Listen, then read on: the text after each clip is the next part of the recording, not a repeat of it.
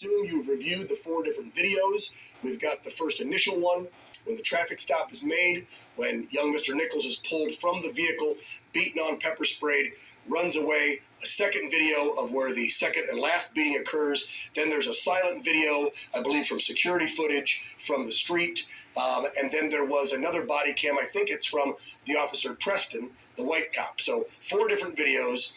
All I can say after reviewing it is horrified, mortified that they would do this to a young man who seemed to be at some point trying to comply, but they just weren't having it. Not sure what led to this aggression and why they went there, but I just thought from someone who's got the years of experience you do and working in inner cities and dealing with things, I would assume similar to this, your initial thoughts when you watched those videos Friday night.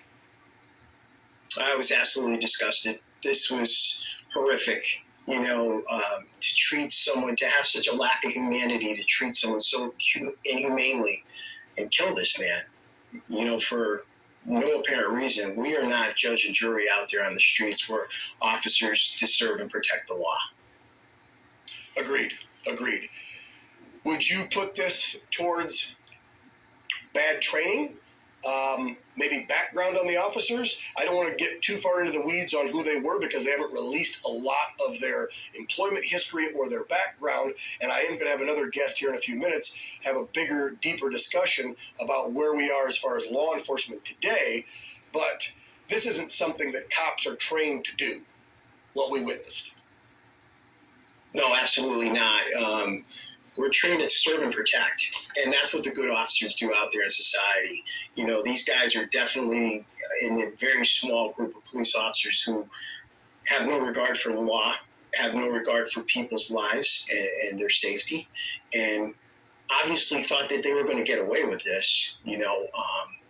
Thankfully for cameras, cameras are saving grace in this because they're able to record all this stuff, even though they tried to disclose some of this video by blocking the cameras with their hands. It appeared in some of those videos, but like this video we're looking at now from the poll camera, you can't deny what you're seeing here. No, you see the officer standing there. I just watched a cop with his back to us lean in and kick down on his head. You just saw that a second ago, right as you were discussing before we took it full. And you see there's another kick to the head.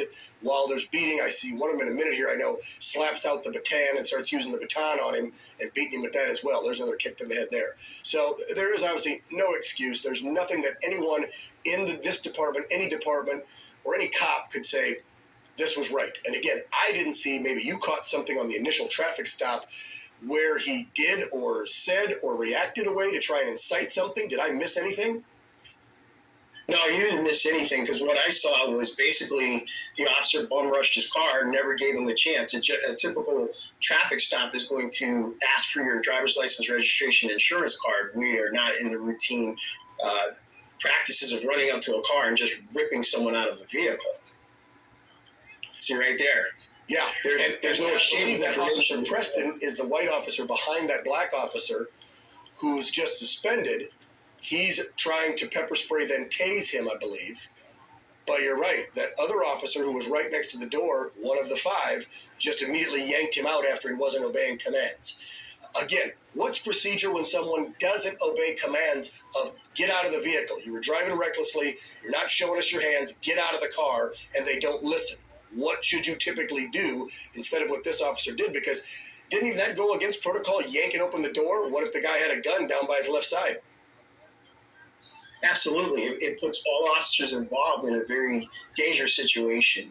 To look at this and see that, in our careers in law enforcement, a lot of us have gone through things where we've had uncooperative people, but just to, you have to try to gain some kind of dialogue. Hey, sir, I'm stopping you for this violation. I need to see your license, registration, and insurance card. That didn't happen there. He was already being assumed to be hostile before he appears to make any move of hostility towards those officers. Right. And I don't know if Memphis released this, but did he have a criminal record? Would they have known that when they stopped him? I know they said it was a reckless driving stop, but did they have any other cause to believe, hey, he had a warrant out for his arrest? They didn't even know who he was yet. They hadn't taken a driver's license, and